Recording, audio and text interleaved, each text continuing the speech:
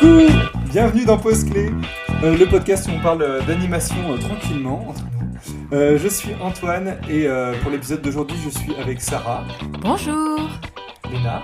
Bonsoir. Alexandra. Coucou. Le décalage. Tout à fait, Brian. Et Andrea Gouli du coup. Bonjour Andrea. Bonjour à tout le monde. Un invité exceptionnel. Nous allons... Andrea qui a donc du coup bossé sur le film dont on va parler aujourd'hui. Et il s'agit de Calamity, une enfance de Martha Jane Carnary, de Rémi Chaillet, qui est sorti en 2020 et qui était de retour en salle en 2021. Et pour avoir un petit aperçu, on va se passer la bande-annonce. Hey, hey, hop, hop, hop, hop. Martha Jane, c'est quand qu'on arrive? Bientôt. Quand on arrivera en Oregon, les chariots s'arrêteront. Et on se construira chacun une vraie maison. À vous les canaris! Accrochez-vous les enfants. Calme!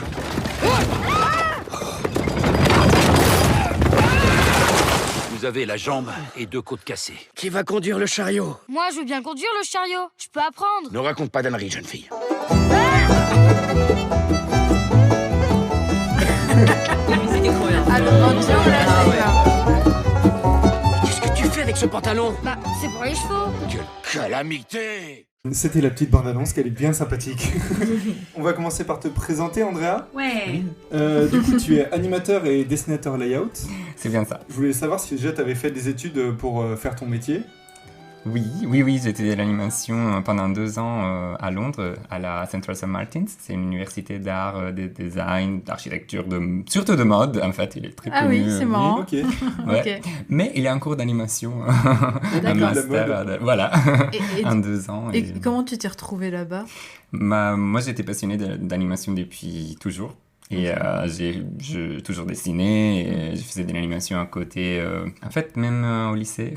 Ah oui, ok. Ouais. Donc, j'ai un peu toujours voulu étudier ça, Ouais. faire ça dans ma vie. Parce que je veux dire, pour ceux qui te connaissent pas ou qui reconnaissent pas l'accent, Ouais. donc à la base, tu es italien. Oui, c'est ça. Voilà. Et donc, comment tu t'es retrouvé en Angleterre pour faire Ouais. ces études-là? Je me suis c'était perdu. Non, en fait, j'ai fait une licence de 3 ans en Italie, à Milan. À ce moment-là, après le lycée, je savais pas exactement quoi faire. Genre, si exactement faire de l'animation ou plutôt de l'illustration ou rester dans le design. Et en plus, je connaissais pas tellement le monde de l'animation en Italie. Et en fait, il y a des écoles aussi, genre avec un niveau hyper élevé en Italie. Ok. Sauf que à l'époque, je connaissais pas. Ouais. Et donc, quand j'ai vraiment décidé de faire de l'animation, c'était après ma licence et je me suis retrouvé un peu à chercher des cours d'animation pour un master, quoi, genre après la licence. Et donc, j'ai retrouvé ces cours-là à Londres et je me suis dit, allez, let's go, c'est parti. Partons à l'aventure. Voilà, c'est ça. Super. Et, Le rêve qu'on a de tout un chacun, mais on est plusieurs à pas parler anglais autour de cette table. 2 surtout. Oui, merci. Et du coup, tu as été amené à bosser sur d'autres productions avant Calamity. Tu as fait d'autres longs métrages ou Non, en fait, Calamity, c'était mon premier long métrage. Ok. J'avais bossé un peu dans la série animée, dans la série télé. Au tout début, vraiment au tout début, dans la publicité. Donc en fait, à Londres, il y a beaucoup de studios, genre le monde de l'animation tourne autour de la publicité surtout. Et du coup, j'avais fait ça pendant mes études. Et après ça, j'ai vraiment commencé avec la série. Donc du coup, j'ai fait Gumball. J'adore Gumball. Ah, j'adore. Moi aussi. Oui, attends, on a Alex qui réagit tellement fortement que sa vidéo se Et elle a frisé parce que... parce que Gumball. Oui, voilà, j'ai bossé pendant 2 saisons. Mais c'est trop et demie. bien. Oui. Mais on voit sur ton Instagram en ce moment, tu postes des trucs un peu sur Gumball et tout. Ouais. Oh, mais pourquoi je ne te suis pas sur Instagram? Ah bah. à la fin, peut-être, on donnera le partagera ton, voilà, sur Instagram. On partagera sur notre Instagram Voilà. aussi tous les liens. Bah qu'il oui. faut. On va faire ça. Mais oui, j'ai fait ça et après j'ai fait une autre série télé au Danemark. En fait, j'ai un peu bougé après mes études. J'ai fait 1 an en Allemagne pour Gumball et après je suis retourné à Londres pour Gumball, mais du coup en Allemagne c'était un assistanat et à Londres c'était en animation RAF. Après je suis parti au Danemark pour une série télé pour Disney XD à l'époque. Une chaîne télé, il y a plus de chaînes télé. T'as commencé fort quand même. Hein. Oui, j'allais dire, bon parcours, t'avais vu. Hein. C'était cool, il y a eu un peu de... Genre, j'ai beaucoup bougé pour ça, mais oui, au final, c'était cool. Donc au Danemark, c'était Les Nouveaux Héros, en français, je pense, c'est Big Hero 6, la série. Aussi. C'est la série, du coup, c'est adapté que des gros trucs. Non, mais en fait, c'est un truc adapté du film 3D. Donc, du coup, il y a une série 2D. Oui, je sais. Voilà. Alex, c'est dingue. Voilà. Mais du coup, voilà, j'étais dans le même studio qui a collaboré sur la production de Calamity. Donc, j'étais à Norlum. Et c'est pour ça que j'ai connu... Genre, je savais que... T'avais un pied déjà dedans. Les projets arrivaient. Je savais que Calamity allait se faire dans le studio.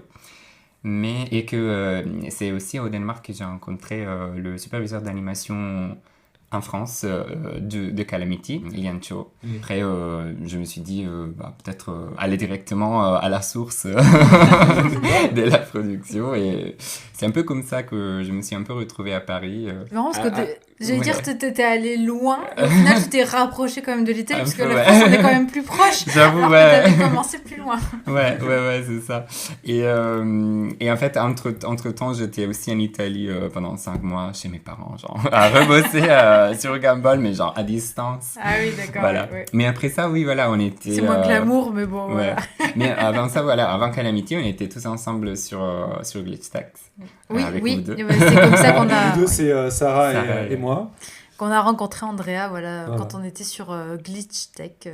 Une série qu'on peut trouver sur Mais Netflix. moi, je t'ai rencontré et tu commençais ou tu allais bosser sur Calamity, ce que je me rappelle. Antoine m'avait dit, on était dans un bar en sous-sol, on avait dansé, on n'était pas très frais. Hein. Et vraiment, et Antoine m'a dit, il va bosser sur Calamity.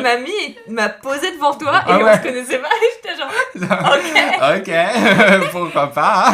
Très bien. Tu as fait connaissance. Parle. C'était un peu ça. Ah, je sais mettre à l'aise. Hein. Merci Antoine. Bon, super. Bon, on va peut-être expliquer du coup qui est Rémi Chaillet, même si c'est pas la première fois qu'on en parle dans cette émission. C'est vrai. Alex, du coup, qu'est-ce que tu peux nous en dire? Alors Rémi Chaillet, donc il a réalisé en 2020 Calamity, mais c'est pas son premier long métrage. Le premier, on en a déjà parlé dans cette émission, c'est Tout en haut du monde, qui est sorti en 2015. Il a sorti un court métrage qui s'appelle Eau forte en 2006 et il est notamment animateur sur Brendan et le secret de Kell. Mais on va dire que c'est un habitué des postes du monde de l'animation, puisqu'il a fait aussi storyboard dans tout ce qui est graphic design sur de nombreuses productions, et notamment Le Tableau aussi, qui est aussi un long métrage d'animation un peu indé et qui est vachement chouette. Bah, du coup, merci Alex pour ton petit résumé de Rémi Chaillet. Léna, tu peux nous résumer l'histoire de Calamity? Alors, le film. pour le film, alors ça se passe en 1863. Calamity Jane, qui s'appelle Martha Jane Canary, a 11 ans. Enfin voilà, on en parlera plus tard, mais la date de naissance est encore controversée. Elle se trouve dans un convoi qui parcourt du coup l'ouest américain et son père a un accident. De là, Martha va devoir prendre le contrôle du wagon, entre guillemets. Carriole. De la carriole. Je sais pas si ça se dit carriole, ouais. Du Bref. chariot. Chariot. Caddy. Elle va devoir monter à cheval, tout ça, et depuis déjà le début, elle est un peu rebelle, elle a un peu ses libertés, elle renie un peu l'image de la femme qui est à cette époque-là, et du coup, à un moment, elle va en avoir marre pour pouvoir prendre la place de son père. Elle va mettre un pantalon, ça va être la goutte d'eau pour le chef du convoi. Donc là, il peut plus la voir, et la prend un peu en grippe, et il va avoir un vol, elle va être accusée de vol.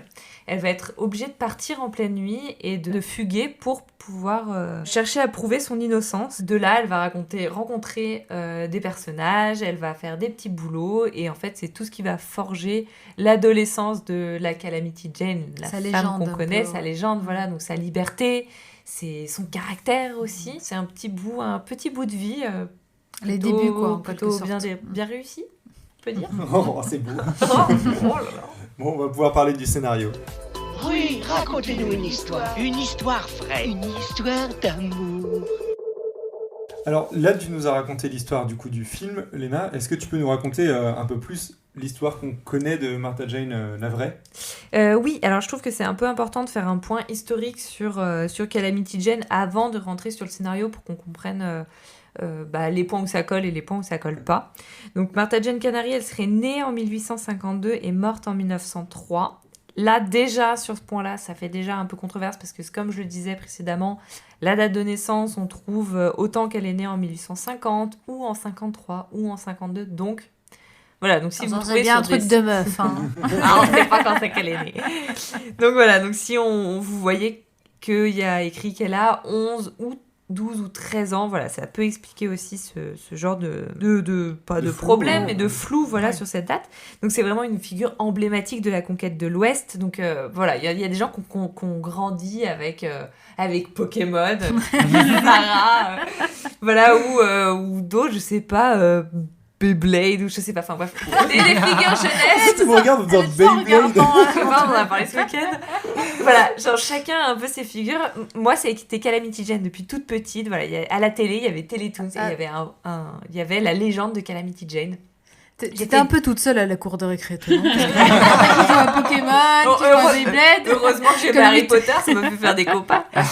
Tu mets les sens bru contre le lasso. Non mais vraiment, c'était sur Télétoon et c'était la légende de Calamity Jane et j'ai poncé le dessin animé. Mon frère et mon grand frère et mon grand frère n'en pouvaient plus. Voilà, j'ai fait du cheval parce que Calamity Jane. J'avais les cheveux longs parce que Calamity Jane. Des pantalons larges parce que Calamity Jane. T'es identifié. Voilà, c'est un personnage qui est très important. Donc je suis très contente de faire cet épisode aujourd'hui. À cause de Calamity Jane. Des coups de fouet. Non, c'est pas vrai. Oula. Donc voilà, pour dire tout ça, pour revenir se recentrer un peu sur le personnage, c'est très flou ce qu'il y a autour d'elle, parce que c'est ce que je racontais tout à l'heure, c'est déjà, en fait, il y a eu elle donnait en fait des spectacles un peu pour gagner sa vie, avec donc du coup des rodéos, et elle distribuait elle-même son autobiographie qu'elle avait vraiment clairement édulcorée, fait des petits trucs romanesques, donc depuis le début on sait pas ce qui est vrai ou faux. C'est très compliqué.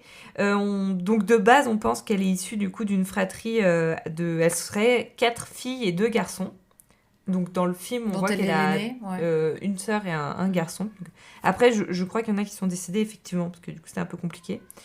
Et en fait, elle va gagner son surnom de Calamity Jane pendant sa période scout. Mm-hmm. En fait, il y a son chef de scout qui va se faire tirer dessus et c'est elle qui va y aller et qui va prendre les devants, qui va le sauver et il va lui dire « Ah là, t'es trop une Calamity, en fait. Calamity Jane. » Et du coup, elle a « Ah, trop bien, vas-y, je vais en faire un personnage. » Bref. Du coup, elle va jouer là-dessus. Et nous, on la connaît parce que voilà, c'est la première femme blanche à pénétrer les terres et les montagnes contrôlées par les Sioux. Donc les Indiens d'Amérique. C'est cette grande figure de liberté, de féminisme qui personnellement me fait vibrer. Et voilà, donc elle a effectivement, comme on va retrouver dans le film, été surveillante et ouvrière dans des mines durant son adolescence. Donc il y a plein de choses qui ont été reprises historiquement, qui, pour le coup, on est plutôt sûr que ce soit vrai. Et après, normalement, je dis normalement parce que on sait pas trop, en fait, je devrais pas dire normalement, mais elle aurait eu une liaison avec Will Bill Hickok, qui est un autre hors-la-loi de l'Amérique de l'Ouest, avec qui elle aurait eu une fille, dont en fait elle va faire don à un ami, elle va donner sa fille à un ami pour qu'elle l'éduque à Londres. Ok. Parce que voilà, sa vie est trop compliquée, mais voilà, Calamity Jane va avoir 2 enfants, et voilà, elle a vraiment un rôle d'infirmière, de nurse, d'écoute, pour toutes les personnes en difficulté à cette époque-là, dans le 19e siècle, dans l'Amérique de l'Ouest, tant côté indien que côté blanc. Voilà, c'est l'infirmière, c'est la femme douce, la femme à l'écoute, et en même temps la femme qu'on connaît avec sa Winchester, qui tire et badass qui se rebelle. Mais qu'est-ce qui faisait qu'elle était hors la loi ? Parce que elle tuait un peu des gens, puis elle descendait les terres. Ça n'a pas été dit jusque-là, tu vois, elle tuait des gens. Ah oui, et puis elle est aussi, elle est aussi prostituée à ses heures perdues. En fait, elle a une vie très compliquée pour gagner sa vie, et elle va finir toute seule, aveugle et à moitié sourde. Et alcoolique, j'avais lu. Et alcoolique, oui. C'est un beau Et tout tableau. Ça t'a inspiré petite ? Moi aussi, je suis alcoolique et aveugle. C'est pour ça que j'ai 2 épingles dans les yeux. C'est affreux. Ok.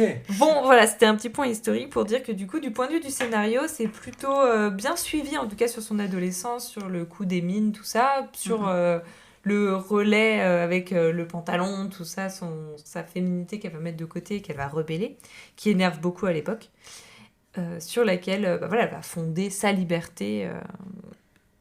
Voilà, et son adolescence dans les mines et tout est plutôt bien retranscrite. Après, est-ce que son père a eu un accident qu'il a repris? Je pense que c'est tout inventé. Ouais. Je sais que sa mère meurt jeune. Oui, ça ils l'ont gardé. Rémi Chaillet le dit lui-même, c'est une adaptation libre. Oui. Et c'est c'est aussi pour ça que le titre est Une enfance de Martha Jane Canary, parce que c'est un peu ce qu'on peut inventer depuis les données qu'on a. De toute façon, on ne peut pas avoir la vérité. C'est ça, et puis déjà avec même les lettres, il y a des livres, je vous parlerai plus tard, qui c'est un recueil des lettres qu'elle a écrit à sa fille. Même ça, on peut même pas en assurer la véracité. C'était le petit point historique. On va pouvoir parler un peu du scénario. Réa, toi, ton point de vue du film, en ayant bossé dessus, qu'est-ce que t'en as pensé du film à l'état final, du coup? Alors, à l'état final, en général, le film, moi, je le trouve super. Ça, c'était aussi dans la première animatique que j'ai vue en commençant le film. Il y a un rythme très intense, je trouve. Genre, on se repose un peu jamais dans les films dans Calamity. C'est un peu... Il se passe toujours quelque chose. C'est beaucoup d'action aussi. Et à Martha Jane, la pauvre, ça lui arrive plein de trucs différents et elle est un peu... j'aime bien ce côté aussi que dans toute la première partie du film, en fait, sa vie est vraiment dure et vraiment difficile. Elle est vraiment marginalisée par la communauté où elle vit. C'est plutôt bien mis en place. Oui, voilà. Et non seulement elle, mais en fait, toute sa famille, parce que son père aussi, il s'intègre un peu dans ce qu'on voit. Sauf qu'ils ont mis avec personne. Oui, c'est ça. Ils sont très rejetés. On sent que tout le monde est contre eux. On a même droit à une petite scène, je crois. Ils se moquent un peu. Où t'as les personnages qui disent genre il faut qu'on se débarrasse d'eux. Et puis il y en a qui disent ouais, mais on a juré sur le lit de mort de leur mère qu'on allait les laisser aller jusqu'au bout. Ils le font un peu pour devoir moral, quoi. Oui, que pour, Et en plus, clairement, tout le côté féministe, comme tu le disais. C'est vraiment hyper important, je pense, même et hyper actuel. Donc c'est un film qui se déroule en 1800, mais que voilà, ça fait... Je pense que c'est les débuts, elle commence déjà à questionner. C'est une figure qui est très à jour en ce moment et qui revient de plus en plus, même dans la littérature jeunesse. Oui, voilà, et j'avoue que j'imagine une fille d'aujourd'hui qui voit le film, qui peut clairement s'identifier à elle, et avoir ça comme modèle. Je me dis, c'est le genre de dessin animé que je voudrais, de film que j'aimerais montrer plus tard si j'ai une fille ou même un garçon. Tu veux montrer à mes enfants, pour qu'ils grandissent avec ces exemples-là, ces modèles-là. Toi, Sarah, du coup, qu'est-ce que tu peux... Alors moi, c'est marrant parce que je suis touchée par le côté féministe, tout ça. Voilà, c'était une de mes premières pensées, c'était ça. C'était de me dire, j'ai envie de mettre ce film entre les mains, de plein de petits garçons et de petites filles et qui grandissent avec ça, plus qu'avec des films Disney de princesses, tout ça et tout. Bon, après, on reviendra peut-être dessus plus tard. Mais je sais pas, il y a quelque chose sur lequel j'arrive pas à mettre le doigt. Je trouve que sur le papier, le film est top, il coche plein de cases et tout. J'arrive pas à être emportée par ce film. En fait, j'avais pas arrêté d'y penser avant cet enregistrement parce que je me disais, mais qu'est-ce que je vais dire ? Je peux pas mentir et dire juste, c'est génial, c'est super. Mais... je l'ai visionné même à plusieurs reprises avant qu'on enregistre et je n'arrive pas c'est peut-être pour ça que... non mais c'était pour rechercher... je peux plus me voir. C'était pour essayer de retrouver ce truc. Le scénario est pourtant bien ficelé, comme tu dis, c'est quand même bien mis en place. L'introduction, elle marche très très bien. Le fait ensuite que petit à petit, elle commence à faire des choses de garçon, donc à porter pantalon, à apprendre à diriger une charrette, à faire du cheval. Tout ça, moi, ça m'a touchée en tant que féministe, mais en fait, j'ai pas réussi à trouver l'étincelle qui me disait j'adore ce film et je voudrais le remater. Il y a un peu des longueurs. Mais moi, je trouve qu'il y a un problème de rythme. Ah oui. Mais vas-y, ça m'intéresse. Pour moi, il y a un petit problème de rythme. En fait, je suis tout à fait d'accord avec toi, Sarah. C'est-à-dire que moi, Calamity, j'ai vu les premières images en 2016. J'étais allée voir Tout en haut du monde à la Cinémathèque et en fait, Rémi Chaillet était là et a présenté des ébauches du projet. Donc j'étais hypée, mais fois 12 millions. En plus, je sortais de Tout en haut du monde que j'avais adoré et il montre les images du prochain film. J'étais là oui, je te prends mon argent. Ça t'a un peu un achèvement, tu vois, genre de quelque chose, de voir Calamity. Oui. Et en fait, je suis assez d'accord avec toi. Tout est bon, et en même temps, je suis pas dedans. J'avais plusieurs théories sur le fait de pas pouvoir être dedans. Il y avait cette histoire de rythme que je trouve un peu... Enfin, c'est pas décousu, c'est presque sériel, dans le sens où, en fait, on a plusieurs aventures qui sont toutes plus ou moins liées, mais qui ont chacune des arcs qui se terminent jusqu'à la fin. Le dernier tiers du film qui est la résolution. Mais donc, du coup, en fait, t'as cette espèce de petits arcs qui sont sériels, qui font que le rythme du film est en même temps très intense et en même temps très fragmenté. Oui, c'est la vrai. deuxième chose qui, je pense, et en fait c'est terrible parce que c'est tout à l'honneur du film, c'est que je pense que le film est trop beau. Et comme du coup, en fait, apprécier la beauté graphique et de l'animation me fait sortir du scénario lui-même. Et en fait, je passe trop de temps à me dire putain, mais c'est trop beau. En fait, je passe plus de temps à me dire que c'est trop beau plutôt qu'à me dire ah, l'histoire est chouette. Mais d'ailleurs, là-dessus, attends, si je peux dire quelque chose aussi, quand tu dis c'est trop beau, pour moi, c'est surtout les décors en fait qui me viennent en tête et pas tellement les personnages. Non, mais on va revenir dessus. On en reviendra pareil, dessus. Mais je veux dire, je pense que c'est ce qui explique aussi le fait qu'on s'écarte un peu de l'histoire, on va juste regarder les images, les paysages, et pas tellement l'action en elle-même. C'est ça, fait, exactement. Les personnages et ce qu'ils font. Est-ce que c'est notre regard aussi peut-être d'animateurs, ou en tout cas de personnes qui bossent dans le dessin animé, du coup qui vont un peu analyser les décors et tout, et du coup un peu sortir de ce... Peut-être. Moi je pense qu'il y a un petit problème de rythme, et en fait c'est surtout, moi je suis pas très attaché, j'avoue, au début, où avec la communauté, elle se fait rejeter. En fait j'ai horreur des injustices dans les films, ce qui fait que... Qui aime les injustices? Ouais, c'est ça, qui aime les injustices. Vraiment, répondez à cette question. Bien sûr que non, mais dans les films, t'as souvent ce truc de le personnage, il y a tout contre lui. Ouais. Moi, ça me sort du film, ça m'insupporte. Et là, du coup, pas à ce point, tu vois, mais ça m'énerve, et du coup, j'ai vite envie qu'elle s'en détache. Oui, du coup, je suis très le content. moment, Je suis très content quand elle se casse. Et à partir de là, il y a la relation avec Jonas qui est sympa, tu vois, qui marche plutôt bien.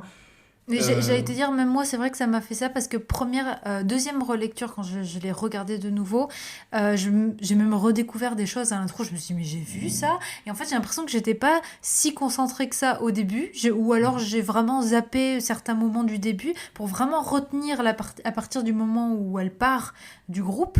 Mais en fait, l'introduction, pareil, j'étais pas si concentrée. C'est incroyable, moi, c'est une des parties que j'ai préférée, mais ouais, justement, ce côté... qui est presque le plus historique, où justement ils sont là et c'est les familles, elles doivent s'occuper des enfants et tout. C'est pour ça que t'adores, c'est le partie la plus historique du film. Mais oui, mais après j'aime bien aussi la partie un peu plus aventure, tu vois, mais j'avoue que cette partie-là où... Mais son père, je sais pas, j'ai bien son aimé. père, il est lâche côté comme feu tout. de camp et tout. Ouais, son père. Mais non, il est pas lâche. Il fait ce qu'il peut justement. Il est pas lâche. Oui. Non, il est pas lâche, mais il défend pas vraiment sa fille. C'est surtout ça qui est dur. Il essaie d'être transparent justement parce qu'on veut déjà pas d'eux. Donc le but c'est de se faire le moins remarquer possible. Il veut qu'on les remarque le moins possible. Et oui, il est pas attachant. Là où je suis super d'accord avec vous que en fait ça va me faire rebondir sur plein de trucs que j'avais envie de dire pendant que vous parliez. Là où je suis assez d'accord avec vous sur le fait que c'est un film que j'ai très envie de montrer à des petites filles, je trouve que beaucoup moins pour des garçons, parce qu'en fait les personnages masculins dans l'ensemble, hormis le père justement, qui lui fait ce qu'il peut et avec on va dire est fidèle à la fois à l'envie de protéger sa famille et à la fois l'envie de protéger le vœu de sa femme, reste du coup fidèle à ces idées-là, et on voit quand même, et on a quand même des preuves d'amour de sa part pour ses enfants, là où en fait le reste des personnages masculins, je trouve, sont tous très très très négatifs, ou juste un peu bêta, ou en fait ou sont des antagonistes ou sont un peu bêta, et donc du coup Martha Jane est là pour leur donner un peu de consistance, parce que elle prend des décisions et elle prend les choses en main, mais eux sont généralement plus ou moins assez passifs, et donc du coup en fait je trouve que ça manque pas de représentativité mais plus de moyens d'identification pour les garçons en fait. Mais après là-dessus je vais te dire, moi quand même c'est quand même un film que je montrerai aussi à un petit garçon, parce que je veux dire, je suis sûre que tu vas trouver énormément d'exemples qui vont dans l'autre sens, où tu vas avoir des personnages féminins qui ne sont pas du tout bien écrits et mis en avant, et je me dis que c'est bien aussi que des petits garçons et des héroïnes peuvent s'identifier voilà, avec, comme Calamity, c'est ça. ça. Avec des figures féminines ça, quand même. Je suis aussi tout à fait d'accord avec et qu'on apprenne aussi très tôt, voilà, aux petits garçons à s'identifier aussi à des héroïnes, alors que nous, en tant que filles, en tant que femmes et en tant que filles, quand on était petites, on a quand même toujours été habitués à s'identifier à des garçons un peu malgré nous, parce qu'on n'avait pas d'autres représentations. Donc je pense que ça peut être pas mal aussi. Tu prêches une convertie de manière... Non, je voulais juste dire qu'en fait, même les figures genre les personnages masculins dans le film, ils ont aussi un arc. Je pense qu'ils ont tous un peu un développement de pensée, des caractères, d'idées. Genre, ils changent un peu d'avis, en fait, un peu tous à la fin, un peu grâce à Calamity. Ouais. Donc, ça, je pense que c'est aussi remarquable. Genre, ils ne sont pas tous, Évidemment. un peu... Par exemple, Ethan est horrible avec Martha Jane. Il pousse sa tête dans la boue. Oui, alors c'est vrai que lui, du coup, il part de loin, mais du coup, il s'arrange quand même un peu pour la fin. Voilà. Peut-être qu'en fait, il y a aussi un truc, c'est que je trouve que les personnages masculins, ils se ressemblent un peu tous dans le sens où le chef de la communauté ressemble au chef de l'armée. Et le petit garçon, donc Ethan, ressemble à Jonas. Complètement. Un peu. Au début. C'est quand même une version vachement plus cool. Je trouve que l'autre, c'est vraiment... Pour ça, moi, j'appelais l'autre le petit con. Ah, mais bien sûr, au début, je trouvais que les deux rencontres sont un peu du même truc. Oui, c'est ça. Après, bien sûr, ils évoluent pas pareil. Moi, j'aime plus la relation qu'elle a avec Jonas. Évidemment. Voilà. Et du coup, à côté de ça, la chercheuse d'or là, qu'on rencontre plus tard, voilà, elle est trop bien. Moi, j'adore vraiment la relation qu'elle a avec Calamity et puis sa personnalité. Il y a vraiment un truc qui... Moi, c'est vraiment une partie qui est vraiment cool. Et moi, ce que j'aime bien, c'est qu'elle remet, en fait... C'est-à-dire que Calamity, elle va déconstruire les stéréotypes mais du coup, adopter un physique d'homme pour réussir à s'en sortir. Et on se retrouve face à cette femme qui, elle, par contre, physiquement, est une femme en robe, tout ça, machin. Et qui, elle, sans avoir à se brimer, à se transformer, à se changer, fait aussi des choses d'homme, tu vois, gère des business... C'est ça qu'elle est remarquable. Voilà, et en fait, ce que j'aime bien, c'est que du coup, en fait, elle vient rajouter de la féminité, en quelque sorte, dans ce discours qui est féministe, mais qui est très, au début, qui donne l'impression qu'il faut ressembler à un garçon pour avoir le droit de faire telle ou telle chose. Elle ressent qu'elle Martha Jane en disant tu restes une femme, mais t'as le droit d'être ce que c'est tu ça, es. Et c'est ça que je trouve top, c'est ça, c'est que tu es une fille, mais tu peux faire des choses d'homme, en fait, tout en restant une fille. Ouais, elle le voit directement, justement. Elle dit pour une fille, tu es... je sais plus ce qu'elle dit, et son pote il est là, mais c'est pas une fille. Ouais, et qu'elle lui dit c'est bien un garçon, t'es bien un garçon pour pas te rendre compte. Incroyable cette réplique, je la trouve géniale, mais vraiment, je trouve que c'est. Mais c'est vrai que du coup, ce qui est génial, c'est que voilà, elle d'elle-même, en fait, Martha, elle va se dire qu'elle est obligée de ressembler à un garçon, donc du coup, pour pouvoir continuer son aventure. Et en fait, on va avoir droit à cette scène où, par contre, cette dame, du coup, va l'habiller en fille et lui dire aussi, le fait d'être en fille, ça va aussi te permettre de faire d'autres choses que tu ne peux pas faire en garçon. Tu peux piocher dans ta féminité et t'en servir en fait comme une arme aussi. Et tu peux aussi te faire passer pour un garçon pour faire comme eux. Et puis après, c'est pas user comme une arme, c'est aussi de... C'est pas parce que t'es une femme que tu peux pas avoir une liberté et un droit de parole. Oui, mais du coup, c'est aussi de tes charmes en quelque sorte, parce que si elle arrivait en garçon, ça serait pas pareil. Oui, à l'époque, oui. Voilà, en fait, c'est que comme elle arrive en fille, du coup, eux prennent une posture, une manière de leur parler, forcément, où ils vont moins se méfier aussi, et du coup, qu'elle peut, comme ça, s'introduire et poser des questions. Un monde plutôt simple.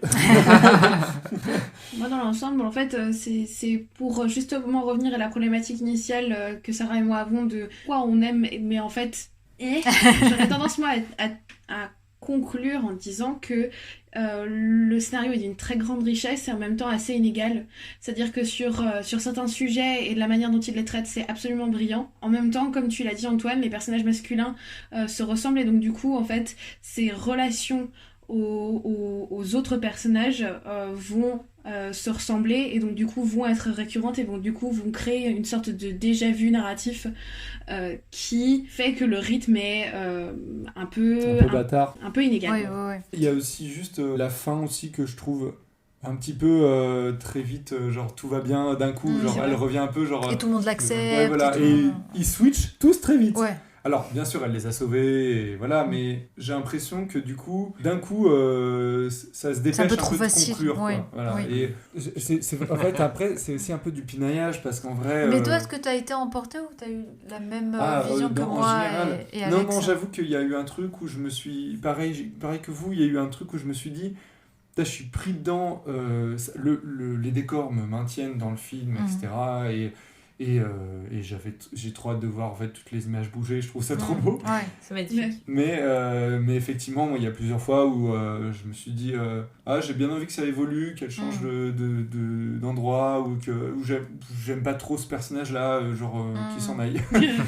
Là, le fait d'en parler ensemble aussi, ça m'aide aussi à me mettre des points sur lesquels j'étais aussi un peu flou. Et je trouve la fin appelle en fait à une suite, parce qu'effectivement, c'est que son enfance. Il va pas avoir de suite. Non, évidemment. En tout cas, c'est pas prévu. Ça n'a pas été écrit comme... on sait pas. Non, franchement, non, oui, en fait, je trouve qu'en même temps, on a l'impression qu'il va avoir une suite, mais parce que c'est son enfance, donc ça laisse... Je trouve ça logique que ça laisse... Après, je pense pas... Je pense pas que ce soit... Oui, je pense pas que ce soit écrit. Justement, parce que justement, elle est acceptée, et ça y est, genre, le convoi continue. Pour moi, c'est... Ça y est, t'es dans le convoi... Où c'est qu'on va Parce aller. que là, pour moi, ça serait comme Tout en haut du monde, où pareil, tu pourrais te dire, voilà, elle a fait son premier voyage, est-ce qu'elle va pas repartir sur autre chose? Non, parce que Tout en haut du monde, elle cherche le bateau. Oui, mais ça pourrait être le truc qui lui a donné l'envie d'être exploratrice, tu vois, de naviguer. En fait, je pense aussi qu'il y a un truc où les dessins animés, on a sans arrêt l'impression qu'il y a des 2, des 3, des suites. J'avoue. Et ce qui n'est pas forcément le cas déjà avec Rémi Chaillet, parce que c'est son deuxième film. Déjà en France. Et au-delà de ça, moi, je me suis dit, ouais, ça a bouclé le film. Après, effectivement, fin ouverte, mais normal, elle est pré-ado, donc voilà. Ça se défend. Et de toute manière, son arc narratif se termine, puisque de toute manière, au début, elle n'est pas acceptée, à la fin, elle l'est, et le convoi continue dans de bonnes conditions. Donc en soi, c'est le début des films, la fin du film appelle au début, et juste tout. Mais c'est vrai qu'il y a un potentiel, hein, parce que, comme tu dis, et même comme vous disiez avant, les films, ça pourrait être un peu épisodique. Mais ce que j'allais dire plutôt de série. Moi, je verrais bien une série se mettre en place à côté, avec en rentrant plus dans le détail. Préparer le budget. C'est ça. Après, j'avoue que moi, c'est mon côté où j'aime tellement le personnage, j'ai tellement grandi avec, et j'aime tellement cette figure adulte qui jongle sur plein de terrains, que je suis là genre, ok, c'est trop bien son adolescence, c'est super cool, vas-y, montre-moi la suite. Mais après, tu vois, je pense que comment je comparais avec Tout en haut du monde, Tout en haut du monde, c'était déjà l'histoire d'une jeune fille aussi, pareil. Je pense que, je sais pas si on en aura d'autres, moi j'espère, hein, tu vois, Rémi Chaillet, si tu nous entends. Oui, vraiment. Moi, comme ça, on pourra faire une collection féministe pour mes futurs enfants, moi ça me va. Mais d'avoir à chaque fois une histoire sur une jeune fille qui va à l'encontre des stéréotypes. Ouais, et puis historique en même temps, c'est génial. Enfin, c'est genre vraiment le schéma de scénario qui me plaît, quoi, j'avoue. Mais du coup, voilà, si je peux comparer à Tout en haut du monde, j'ai été beaucoup plus emportée sur Tout en haut du monde. Il y avait vraiment ce truc je pense que c'est un film que je re-regarderai, qui m'a aussi tiré des larmes, qui m'a donné envie de pleurer, tu vois. Bon, après, c'est moi et les sujets, tu vois, qui me font pleurer. Mais c'est vrai que sur Calamity, il n'y a pas eu ce truc non plus qui m'a donné les larmes aux yeux, ou qui m'a donné envie d'y retourner. Et j'avoue que même, genre, en comparaison, dans Tout en haut du monde, il y a vraiment des pauses, genre, le rythme n'est pas du tout le même, en fait. Il y a des trucs qui se passent, après, il y a vraiment des pauses, c'est contemplatif aussi, il y a beaucoup et puis du coup, qui appelle à l'émotion aussi. Voilà. Et sur Calamity, t'as pas le temps de poser une émotion. On a un peu plus de temps pour savourer un peu l'atmosphère et l'ambiance et l'histoire en soi. Et c'est vrai qu'il y a aussi un truc, c'est que je trouve que, du coup, t'as 2 petites filles dans Tout en haut du monde. T'as Sacha, c'est ça? Oui, Sacha. Alexandra. Alexandra est russe. Qui a un peu cette personnalité de Calamity, donc voilà, petite fille avec forte personnalité, machin. Ouais. Et elle a aussi des antagonistes un peu jeunes garçons qui sont un peu les mêmes. Un peu macho. Et du coup, j'avais un peu ce truc d'un peu déjà vu. Oui, c'est vrai, je suis assez d'accord. Il faut le faire contre le patriarcat. Je suis bien d'accord. Mais est-ce qu'il n'y a pas d'autres... Il y a plein d'autres manières, je pense aussi. Il y a plein d'autres personnalités. Mais c'est vrai que je trouve ça bien, comme tu dis, voilà, pour rééquilibrer avec la sélection de films qu'on a à côté, tu vois. En fait, c'est vrai, ce qu'on a à voir à côté, c'est bien qu'il y en ait aussi qui prennent le parti pris Bien sûr. d'oser, tu vois, faire un truc où les garçons vont être un peu plus machos. En plus, vu les époques où c'est raconté aussi, je pense qu'il y a de grandes chances que ces mecs étaient tous machos. Évidemment. En fait, Bien c'est pire. ça, Bah oui, c'est ça. c'est logique aussi. Donc, Bah oui, c'est ça. On va peut-être passer à l'animation maintenant. Allez. Allez. On est complètement dans les délais, on n'a quasiment pas dépassé le budget, sauf pour la déco sirène dans la salle de bain. On peut se détendre un peu, non? Bah du coup, quelques petites questions pour Andrea sur ton travail. Parce que du coup, est-ce que tu peux expliquer aux auditoristes qui nous écoutent en quoi consistait ton travail concrètement, expliquer simplement? Oui, alors moi j'étais chargé du layout posing et de l'animation. Donc du coup j'ai fait en fait la majorité de la production en layout posing, donc 7 mois, un truc comme ça, et après 2 mois en animation. Donc le layout posing, c'est alors le dessin des poses clés, comme le podcast. Donc des poses principales, ouais. Et les gens, il y a des gens qui vont découvrir maintenant en fait, ce que veut dire le titre. On l'avait jamais expliqué. Parce qu'en fait, nous, à l'animation, on appelle ça les poses clés. C'est les poses principales de la scène. Donc, où vraiment on communique ce que le personnage est en train de faire. Et s'il y a une interaction entre un personnage et un autre personnage, ou un personnage et un prop, ou un objet, ou le décor, voilà, tout ça, c'est le boulot du layout posing artiste. Donc, il faut dessiner un modèle, donc en suivant... que ça ressemble au personnage. Qui, voilà. par exemple, voilà, exactement au character design qui a été déjà fait auparavant. Et voilà, un peu... Et ça, c'est à partir du storyboard aussi. À partir du storyboard, exactement, oui, voilà. Donc, du coup, on a tous ces matériels avant de commencer le layout posing. Donc, on a les storyboards, le character design, il y a clairement... il y a le layout BG, les décors, Les décors, qui oui, est plus ou moins déjà fait, soit en noir et blanc, soit peut-être des fois en couleur. Ouais, des fois, oui. Du coup, il faut un peu traduire le storyboard dans ce cadre. Voilà, c'est-à-dire qu'on va poser les premières images pour l'animateur derrière pour qu'il vienne faire les intervalles. Ouais, exactement. Et du coup, ça change de production en production. Et en particulier sur Calamity, le poste de layout posing artist était très important parce que ça permettait d'avoir des références pour les animateurs après, mais aussi pour les assistants. D'accord. Donc du coup, en fait, les assistants reprenaient les poses du layout posing parce que nous, on mettait déjà en couleur, en fait, nos dessins. Donc c'était vraiment une référence pour les 2 étapes après. Mais pardon, effectivement, tu es obligé de mettre en couleur pour savoir si ça fonctionne, en fait, en couleur, et s'il n'y a pas de... Si tu colorises tout le plan animé et que d'un coup, tu te rends compte qu'à la couleur, ça marche pas, effectivement, au moins, là, tu as quelques poses qui disent, genre, je suis sur le droit chemin, ça fonctionne comme ça. Oui. Après, c'était pas... Genre, la couleur qu'on mettait, c'était des couleurs provisoires, parce que, en fait, ça pouvait changer... ils avaient un script, en fait, pour changer toutes les couleurs du plan ou de la séquence, par rapport aux séquences, plutôt. Et en plus, nous, on travaillait avec des décors en noir et blanc. D'accord. Donc c'était pas forcément pour voir si ça marchait au niveau des couleurs, c'était vraiment pour donner en fait vraiment au niveau technique des calques dans le logiciel. Vous utilisiez quel logiciel justement? Non, on était sur Flash, CS5. Donc vraiment à l'ancienne. C'était exactement le même processus que sur tout un autre du monde apparemment. Moi j'ai pas travaillé dessus mais ils m'ont dit ça. Donc, ils ont repris un peu le même... Et donc, dès le début, c'était le cas pour tous les plans Et tous les plans étaient à chaque fois colorisés Alors, oui, au final de lieu de posing, oui, tous les plans étaient colorisés. Après, ça dépendait des séquences. Moi, par exemple, à un certain moment, ils m'ont changé... pour aller un peu plus vite, moi je faisais que du RAF, des lieux de posing, et il y avait quelqu'un d'autre qui colorisait. D'accord. Alors le RAF c'est le brouillon on va dire du layout posing et clean c'est le côté propre, c'est vraiment très propre. Mais du coup moi je rebondis sur un truc, tu dis qu'il y avait des assistants, donc en fait c'est à dire quoi, vous aviez une partie posing? Ensuite, du coup, il y avait le posing tout d'abord, il y avait l'animation qui reprenait le posing mais en ligne en fait. Et du coup, il retraçait un peu le posing et il faisait l'animation. Genre, il faisait l'animation à partir des poses de posing. D'accord. Et après, il y avait l'assistant là. Donc, les assistants reprenaient un peu les poses des lieux de posing qui était déjà un peu mise en place au niveau des calques. Voilà, il y avait un calque pour la tête, un calque pour le corps, voilà. Ok. Et, mais il suivait l'animation.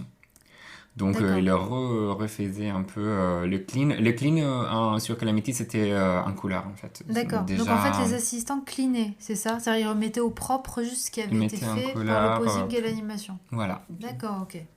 Sauf que les poses clés étaient déjà cleanées. D'accord. Okay. Voilà. Oui. Donc ils faisaient un peu...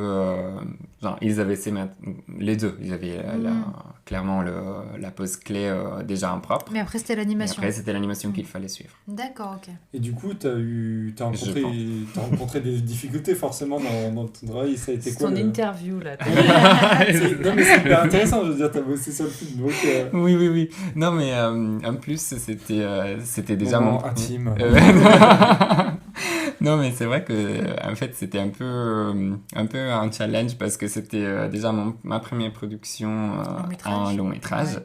Donc du coup, les niveaux c'était déjà plus haut que sur de la série.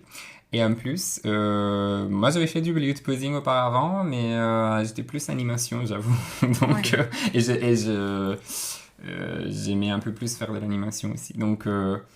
Donc le youth posing, j'avoue que c'était, surtout au début, c'était vraiment un challenge. Il fallait vraiment déjà être un modèle. Et moi, je venais de Glitch Text, du coup, un style complètement différent, genre très cartoon, action, voilà. Et Calamity, on part sur un semi-réalisme.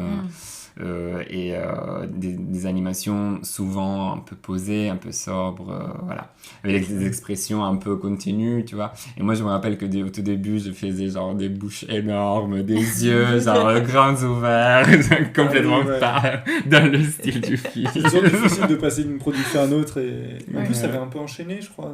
Oui, j'avais enchaîné, ouais, exactement.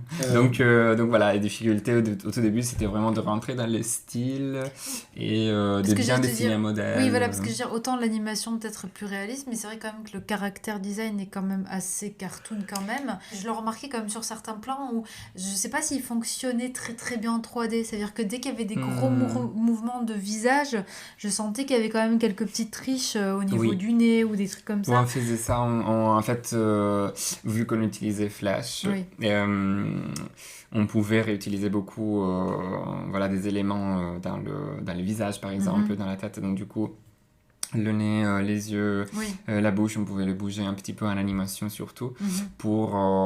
ça faisait un peu... C'était des contraintes par rapport au budget, c'est sûr. Oui. Mais c'était aussi, je pense, un choix au niveau des styles. C'est... plus ou moins le même style d'animation que Tuttano du Monde. Oui. C'est un peu plus... je trouve que c'est un peu plus riche, un peu plus... mais ça reste un peu une animation sobre, une animation... je voudrais pas dire limitée, mais ça bouge pas énormément sur la majorité des plans. Après, il y a des plans d'action où ça part dans tous les sens. Il y a beaucoup de contemplation, mine de rien. Mais exactement, oui. Et dans des plans d'acting, c'est bien continu. Et après, on faisait à 3 en animation, donc on animait à pas 3. Ah oui. Ça veut dire... là, ça va être technique. Mais... petit point technique. Je peux expliquer, je suis en train d'animer en patte 2, moi. J'ai un exercice en patte 2. En fait, dans une image, donc dans une seconde, il y a 24 images, ça tout le monde le sait. Pour que le mouvement soit fluide, normalement, il y a besoin de 24 images.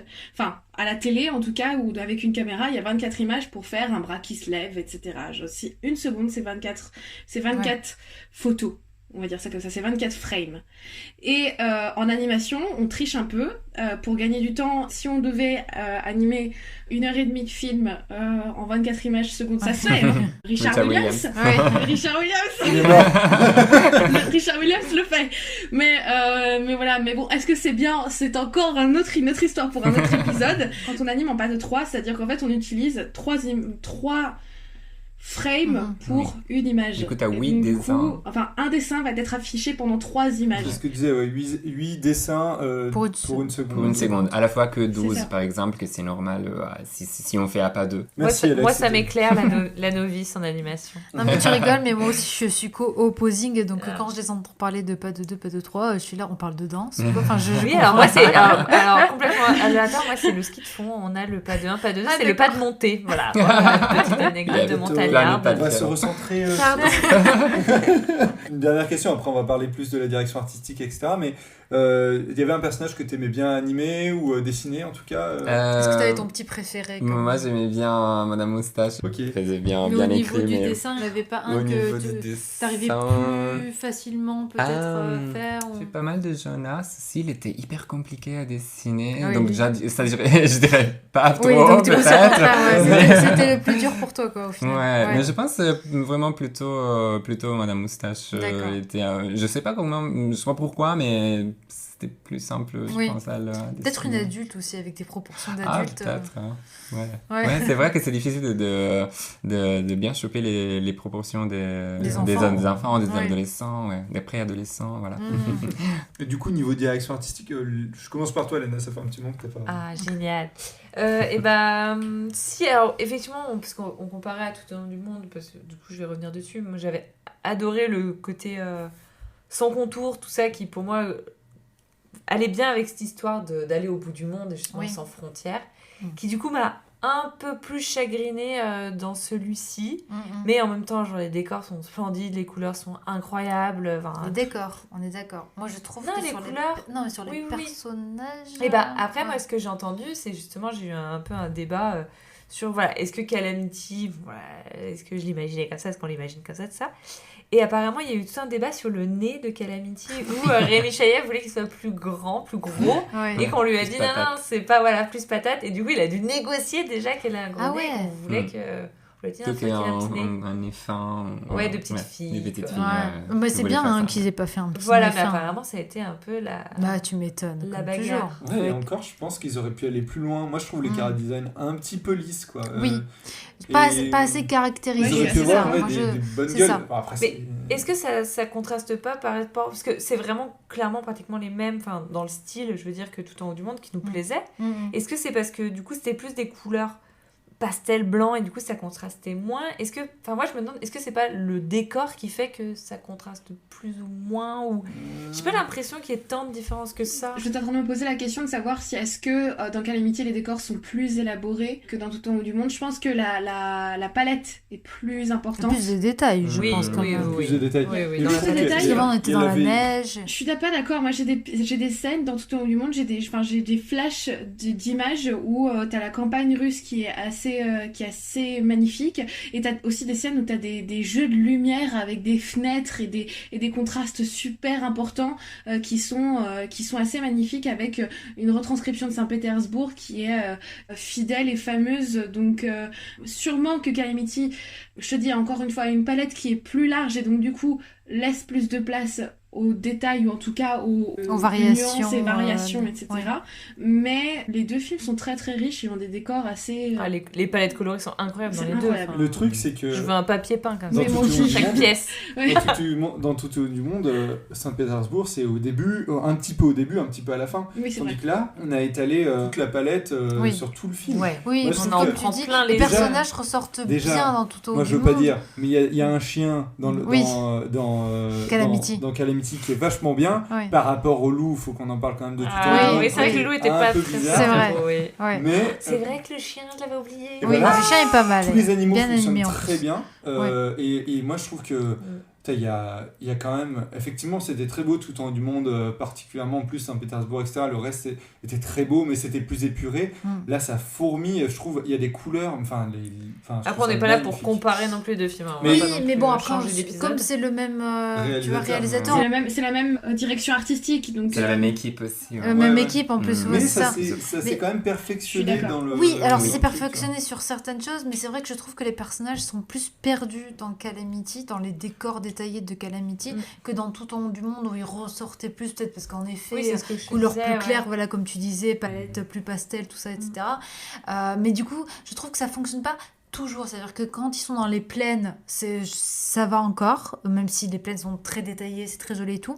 Mais il y a des moments où ça m'a un peu choquée. Moi, je pense surtout à la scène où donc on est avec Madame Moustache qui est dans son bureau et qui est en train de discuter. Tu sais, elle est à son bureau en train de discuter. Il y a Calamity qui arrive à ce moment-là. Et en fait, je me suis vraiment rendu compte qu'à ce moment-là, les personnages presque étaient fondus dans le décor. C'est-à-dire qu'en fait, il y a la sensation de profondeur, elle n'était pas assez importante. Si tu louches, voilà, si tu louches un peu, il y a que sa tête qui ressort et tout le reste, tu vois, est dans les mêmes tons. Bah, je peux dire, moi j'ai regardé le film en louchant. Et ouais. Mais je veux dire, voilà, il ne sort pas assez, tu vois, ils font pas assez de contraste, je pense, pour faire ressortir les personnages, parce que même s'ils ne sont pas, ils n'ont pas de line, tu vois, ils n'ont pas de contour, bah, ils auraient pu quand même jouer sur la lumière pour les faire plus ressortir sur leur contraste. Que cette séquence-là que tu dis, en fait, il n'y a pas d'ombre. Oui, il n'y a pas d'ombre.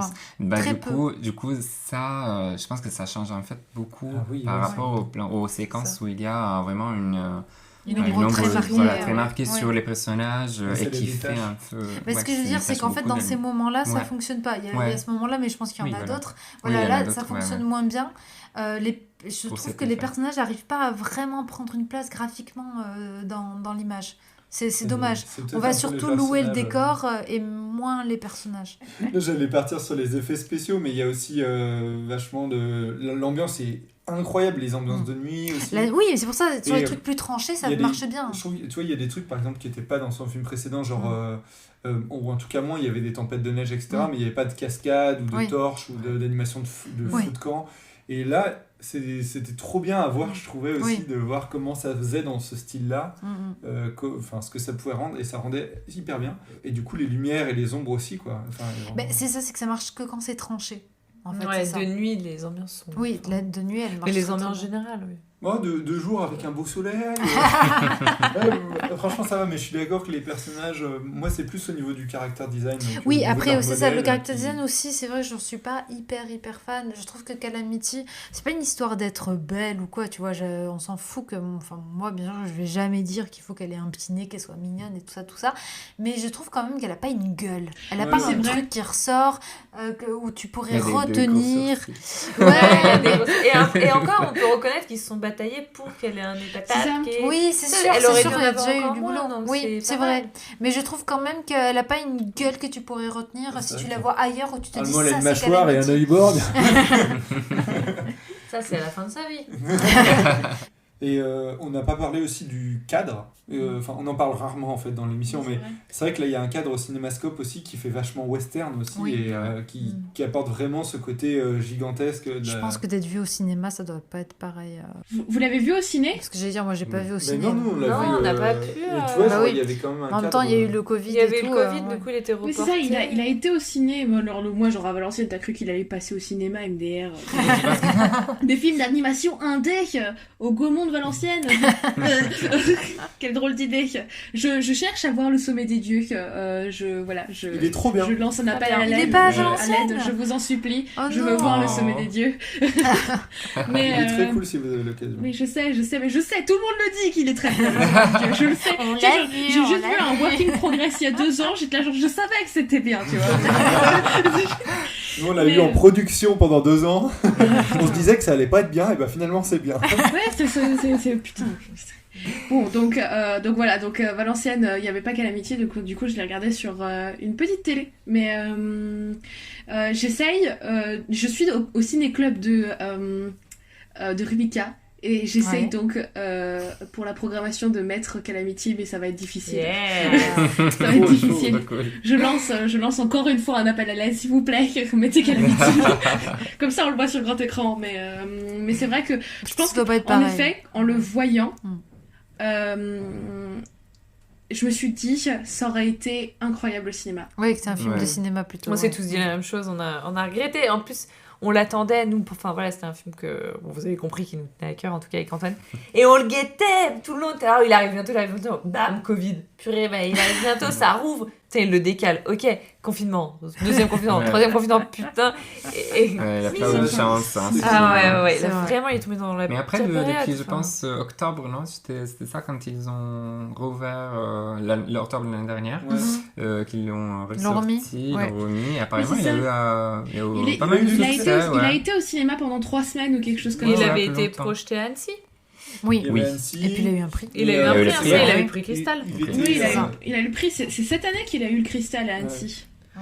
Il est sorti en même temps que Petit Vampire aussi de Johannes Farr, donc du coup c'était les deux films d'animation un peu Mais à il, voir. mais il a quand même eu du succès. Moi, j'ai regardé, j'ai cherché les critiques de presse et tout. Il est bien noté chez tout le monde, quoi. Tout le monde l'a adoré. J'essayais même exprès de chercher des critiques, tu sais, un peu J'ai cherché aussi, pour moi voir aussi, est-ce ouais. que quelqu'un a quelque chose à redire, tu vois, contre ce film. Mais je n'ai Même rien pour lire, trouvé. tu vois, moi aussi Ouais. quand j'écrivais un petit peu là pour l'émission, j'ai cherché des critiques négatives pour me dire voilà, Ouais. qu'est-ce que les gens ont pas aimé, est-ce Oui, que je suis c'est ça. d'accord, est-ce que je suis pas Et en d'accord. fait, ils trouvent pas, hein. Attends, mais Et c'est j'en ai nul. très peu vu. C'est-à-dire que ça va être nous la critique négative. La seule. On a été Sportif des épaules, Antoine. on est quand même plutôt positif. Ah non, Oui. positif. Non, moi, ce qui m'a choqué, par contre, si on Ouais, mais c'est vrai qu'on titille, quoi. En fait, on c'est adore. pas pour dire que c'est pas bien. hein. Moi, c'est ce que je dis, En quand fait, même, c'est il vachement faut- intéressant d'avoir un avis assez pondéré sur la question parce que en soi, on pourrait dire il n'y a rien à redire. Et à ce moment-là, on parle pas. Non mais en fait, j'ai hésité en fait à me dire si ça se trouve, je vais juste dire ouais, on n'a rien à redire parce qu'en soi, tu vois, genre voilà. Et en même temps, je trouve que c'est vachement intéressant tous les débats qu'on a eu précédemment sur qu'est-ce qui, où, quoi, comment, etc. C'est quand même, en fait, c'est même pas, je considère même pas qu'on ait dit du mal du film, genre c'est genre en mode genre moi je suis sortie du film parce que c'était trop beau, oh, dommage. C'est leur faute, ils avaient qu'à faire des décors Oui, aussi c'est beaux. ça. Ah ouais, moi j'ai envie des gros posters. Hein, c'est vraiment... Chaque image que tu mets pose, c'est là waouh, S'il vous plaît, j'ai besoin du hardbook. T'entends, elle Je passe une cherche le annonce. hardbook.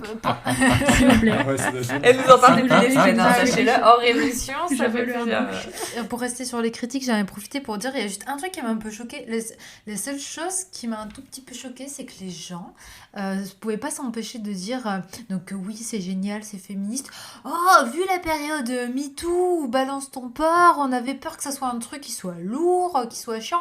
Heureusement, ça va. Hein, c'est du féminisme, mais qui Mais prend des pas trop la féminismes et tête. tout, hein. Ah ouais. Dieu. Et je me suis dit, Oh là il y a là. vraiment Mais des quel- gens qui se sont dit mais ça, qui- genre quel- attention, quel- quel genre T'as de... vu ça Et oui, je te dis, mais si tu vas sur Sens Critique, il y a énormément donc, de Il y a des gens commentaires. on dirait qu'elle est vraiment un petit garçon, donc ça va. Ou je sais plus, des trucs, Oui, il y a beaucoup, tu liras, vous lirez. enfin, pas Il y a beaucoup, mais- il y a quand même plusieurs commentaires qui font la remarque de dire ah, pour une période Balance ton porc, on s'attendait à quelque chose avec qui arrive avec ses Mais gros c'est quoi sabots ce type de et finalement ça commentaire va, C'est ça va, l'enfer. c'est subtil. En même temps, c'est des commentaires positifs, tu sais, Oui, c'est voilà, ça. c'est ça, C'est c'est terrible. Et C'est ça qui est t'avais envie terrible. de dire bah oui, c'est subtil, en même temps c'était une période où juste porter un pantalon déjà les gens pétaient des câbles. Ça, c'est Donc, pour montrer d'où on vient, de tous les bah droits oui, qu'on a gagnés. sauf que ce qui c'est m'embête, génial. c'est que tu vois, c'est qu'il y a des gens du coup qui se disent ça c'est du bon féminisme. Par contre, aujourd'hui, les féministes disent n'importe quoi. Maintenant, c'est gagné, Ça va. tu vois. La petite, Voilà. elle avait juste un pantalon, ça m'a un peu choqué. Mais sinon, ça va. C'est exactement ça. Je te jure, je l'ai lu comme ça, je me suis dit non mais sérieux C'est les gens. l'enfer. Waouh. Bon, allez, peut-être pour passer à autre chose. Allez. Andrea, du coup, tu as choisi un extrait sur lequel tu as travaillé. Oui. On va le passer là.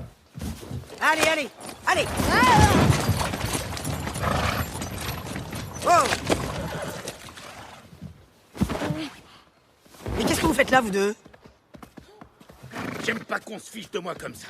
Je vais les écrabouiller, ces deux pitres. Ah, ça, ils vont le sentir passer. Je peux vous le dire, colonel. Tenez, on va remonter cette ruelle. Ils sont forcément dans le coin.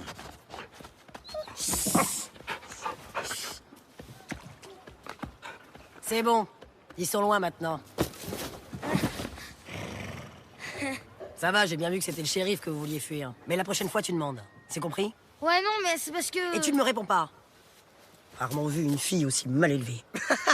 C'est pas une fille. Bien sûr que c'est une fille. N'est-ce pas? Faut vraiment être un garçon pour pas s'en rendre compte.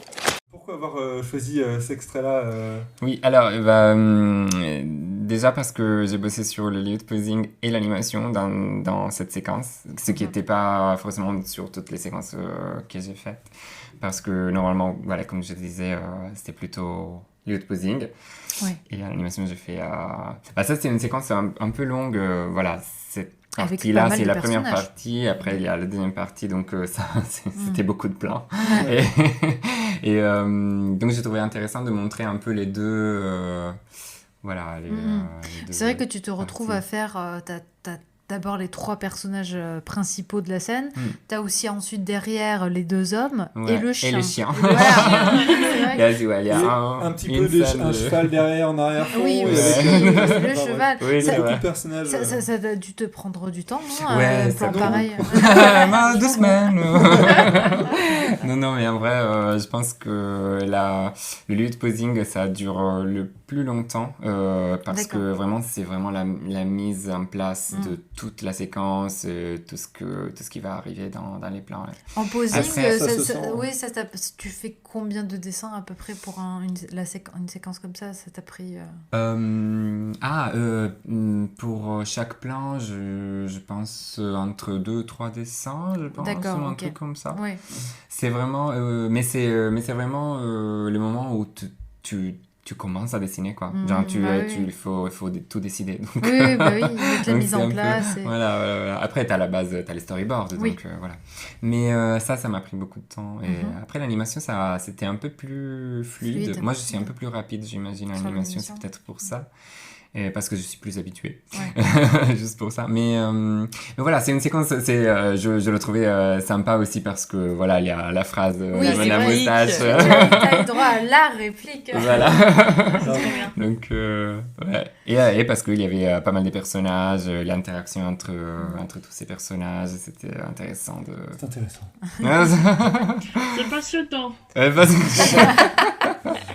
Bon, on va pouvoir conclure avec la musique, peut-être. Oh oui. Allez, passons à la musique. Il ne faut surtout pas confondre avec le black metal qui fait plutôt... Sinon, on confond souvent avec le viking metal qui fait comme une poubelle qu'on défonce à coups de hache. Du coup, la musique, elle a été composée par Florencia Di Concilio, qui a fait beaucoup de documentaires, en fait, dans sa carrière. Ok. Qu'est-ce que vous voulez dire sur la musique, peut-être en un mot ou deux, hein, la musique, on est toujours plus court. Bah, elle colle parfaitement à l'image. Elle est dans l'univers. Ah ouais, elle est dans l'époque. l'univers, elle est très blues. Il y a du banjo. Il y a du banjo tout le temps. C'est génial. Enfin, t'as envie Faut de taper aimer du ça, pied. hein. T'entends la musique, tu fermes les yeux, t'as juste envie de monter sur un cheval. Enfin, c'est incroyable. Enfin voilà, je trouve que ce qui fonctionne dans le film, il y a la colo, les designs et la musique. Et je trouve que il manquerait un des 3, ça serait bancal. Et les 3 ensemble, c'est Ce qui lie le Ah ouais, tout. ça transporte. La musique, c'est la cerise sur le gâteau. J'ai rien à rajouter sur la musique. Vraiment rien. Genre, vous avez tout résumé à la perfection, évidemment. Sur le son, je pense qu'on en parle très rarement. Et pourtant, moi, les premières minutes, j'ai eu un tout petit peu peur quand j'ai commencé le film. C'est sur le doublage. Ouais. Je sais pas si ça vous l'a fait, mais en fait, les dialogues sont très très bien écrits, comme on l'a vu dans la séquence qu'on a étudiée là, à l'instant. Enfin, moi, j'adore. Néanmoins, parfois, j'avais l'impression que c'était peut-être un poil... Mais c'est vraiment un poil, hein. Genre là, je titille un tout petit peu, un poil trop littéraire. Et en même temps, tu vois, genre c'est d'époque, donc du coup, il y a un jargon d'époque, etc. Et en même temps, ça reste une enfant, et donc du coup, le dialogue est écrit pour être, enfin, genre dans un parler, dans un langage enfant. Et parfois, ça prenait pas trop, et notamment au début. Je trouve qu'ensuite, ça coule de source, c'est super fluide, mais au tout début, et je pense que je suppose que ce sont les premières scènes qui ont été enregistrées au doublage. Honnêtement, ça, je parierais pas là-dessus, mais néanmoins, je pense que c'est le cas. On sent que la jeune fille qui a doublé Calamity, qui je crois, c'est son premier doublage, je suis pas certaine, encore une fois, de mes informations. Oui. Elle est un petit peu plus tâtonnante. Ouais. Et elle cherche un petit peu plus le personnage, et elle lit un petit peu plus. Et ensuite c'est super, tu vois. Genre, mais je me souviens que les premières minutes du film, je me suis dit, ah non, genre, genre, oh non, mince, tu vois, genre, Ouais. On n'est pas trop habitué au doublage français, peut-être aussi, parce que on est habitué à ce que ça soit doublé, la version originale est en anglais souvent, etc. On a des très bons comédiens de doublage en France. Je serais à la vie, à la mort pour le doublage français. On est des pros. Non, mais je suis d'accord avec toi. Ça se joue vraiment un peu à peu, tu vois. Genre là, encore une fois, moi je considère que je chipote un peu, et parce que mes oreilles sont là, genre ouh. On aura bien chipoté en tout cas. En même temps, c'est pas intéressant si on dit que tout est super, on fait pas d'épisode. Mais du coup, oui, genre, en fait, oui, vraiment, je dis ça a duré 10 minutes, et aux 10 minutes, je me suis dit, si le jeu de Martha Jane reste comme ça pendant tout le film, ça va être chaud. Et en fait, ensuite, elle prend confiance, le personnage prend confiance en lui aussi, et ensuite tout coule de source, tu vois, genre c'est la voix d'Alexandra Lamy pour Madame Moustache est super chouette. Moi, j'ai même pas reconnu à la voix. À la voix, j'ai pas reconnu. Après, je me suis dit, mais oui, c'est vrai. Je l'ai pas reconnue au tout début non plus, et en même temps, c'était une des guests, je pense, du film, et elle le fait très bien, et elle joue très bien, et elle a une très bonne voix pour le personnage. Donc encore une fois, genre le choix de voix et le choix de casting est impeccable. En effet, sur le tout début, c'est un poil encore tâtonnant, et ensuite ça devient super. Ça devient parfait. Ça devient parfait. On va vous faire écouter peut-être la musique, Oui. un des morceaux qui passe dans le film. C'est du banjo. Ça va être du banjo, hein. Attention.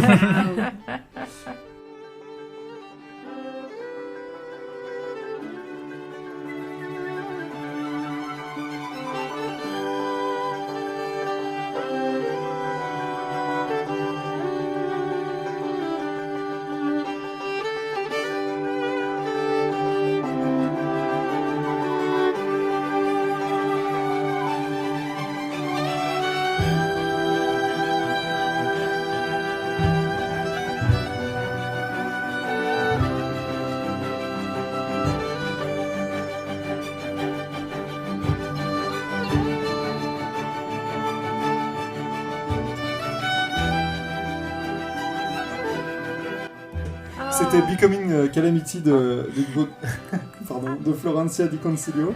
On veut faire du cheval. Tu veux faire du cheval. Je veux faire du cheval. Moi, je sens la gamine fan de Calamity en toi. Surtout que mon conjoint n'aime pas le cheval.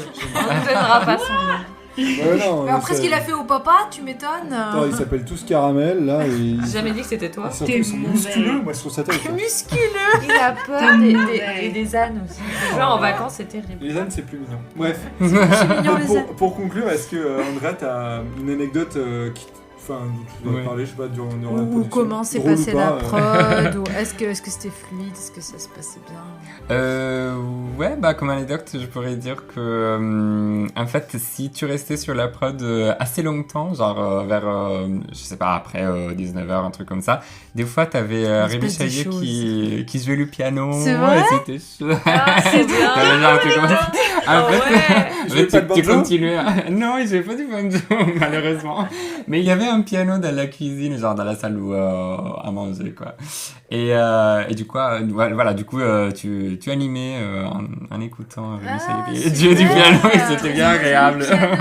Il faisait des improvisations. Il était là tous les jours? Oui, il était là tous les jours, et après il jouait pas tous les jours. C'était un truc spécial qu'il faisait de temps en temps. Tu peux jouer s'il te plaît, parce que je vais travailler. Oui, voilà. Ça m'inspire.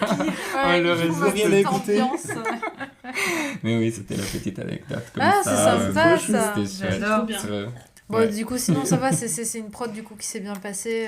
C'était bien passé. Ouais. Il y avait toujours un peu des difficultés, mais c'est toujours le cas dans des prods d'animation. C'est vraiment. Il y avait une bonne ambiance, voilà. une bonne équipe. Il y avait une bonne ambiance, oui. Et l'équipe, en plus, je pense que la majorité des gens ont été repris de tout au long du monde. Donc en fait, je les connaissais déjà, voilà.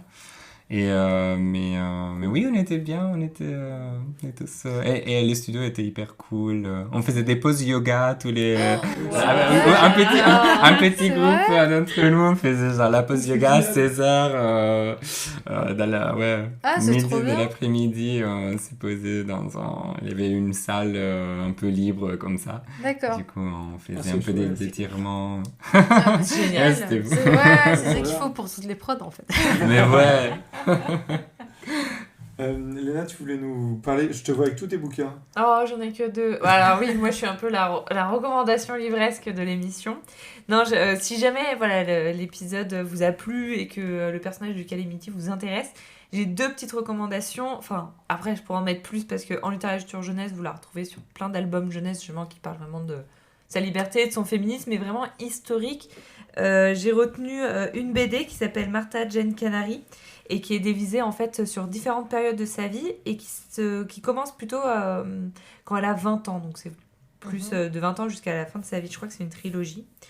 Et c'est aux éditions Futuropolis et c'est toute une bande dessinée en noir et blanc à l'encre qui est plutôt sympa, qui prend sa vie plutôt en détail. Et un autre livre qui, moi c'est celui que j'ai envoyé à mon papa et à ma maman, parce que il y a beaucoup de nos parents et je serais curieuse d'avoir les avis des auditorices, que Calamity Jane est beaucoup revenue comme personnage en fait dans la BD avec le personnage qui est dans Lucky Luke. Voilà, il y a une BD express sur ce personnage, tout ça, et il y a beaucoup de gens qui savent pas vraiment en fait que c'est quelqu'un qui a vraiment existé et à quel point elle est importante. C'est que d'ailleurs je crois que c'est un des premiers films ou en tout cas d'animation, ça c'est sûr, qui a été fait sur Calamity Jane. Ce qu'ils disaient, c'est marrant parce que tous les autres personnages, on va dire à peu près la même époque, Jesse James et compagnie, tu vois, ont tous eu des histoires, des trucs, et qu'en fait Calamity, il y a eu très peu de choses sur elle. Elle fait des apparitions généralement parce qu'on peut pas parler de la conquête de l'Ouest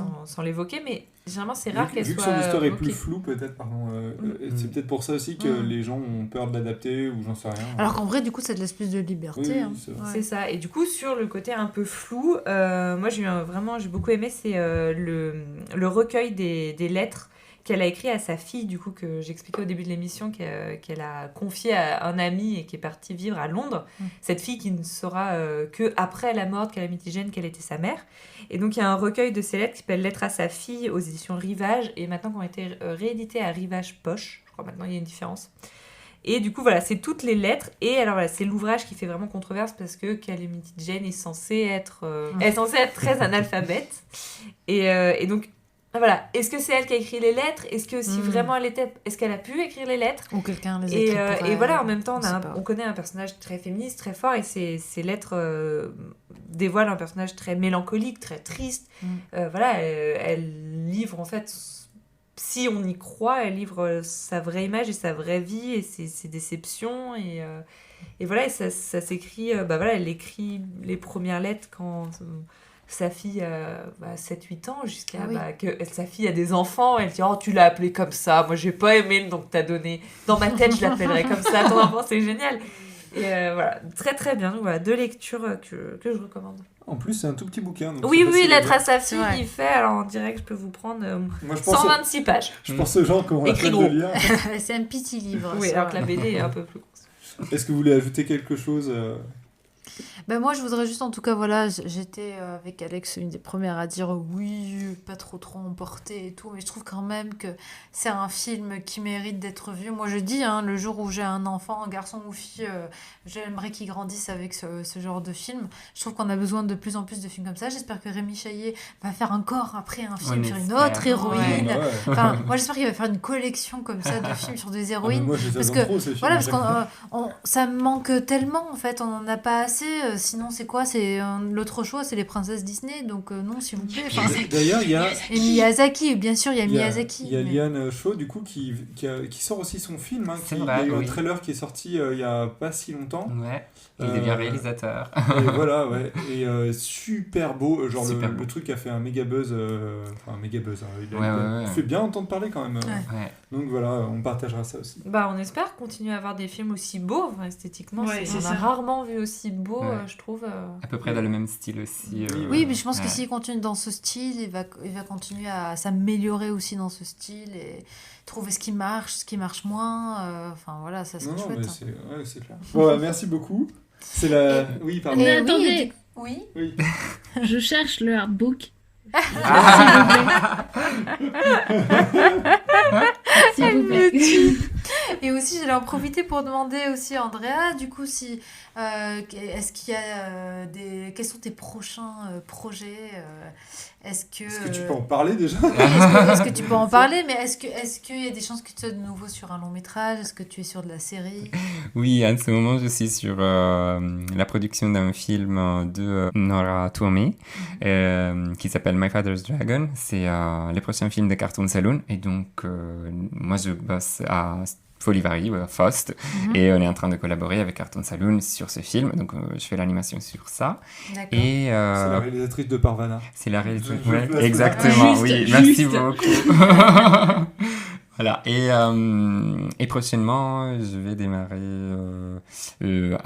sur un autre long métrage depuis janvier. Donc tu enchaînes les longs métrages. Ouais, le long métrage dans le long C'est métrage. C'est top. Bah écoute, on espère pour toi que tu vas continuer comme ça. Alors, merci beaucoup. Peut-être qu'on te reverra sur un prochain film. Ouais, j'aimerais bien. Avec plaisir. Avec plaisir, moi aussi, merci. C'est la fin de l'émission. Merci à vous de nous avoir écoutés. Merci à vous trois et surtout merci à Andrea. Merci à vous pour l'invitation. Merci beaucoup. Merci Ramzy pour les jingles de l'émission. Merci Ramzy. N'hésitez pas à nous dire ce que vous avez aussi pensé du film. On est sur YouTube, Facebook, Instagram, toutes les plateformes d'écoute. Et Spotify. Et Spotify, évidemment. Et puis voilà, on se retrouve bientôt pour un prochain épisode. Oui. Bisous. Bisous.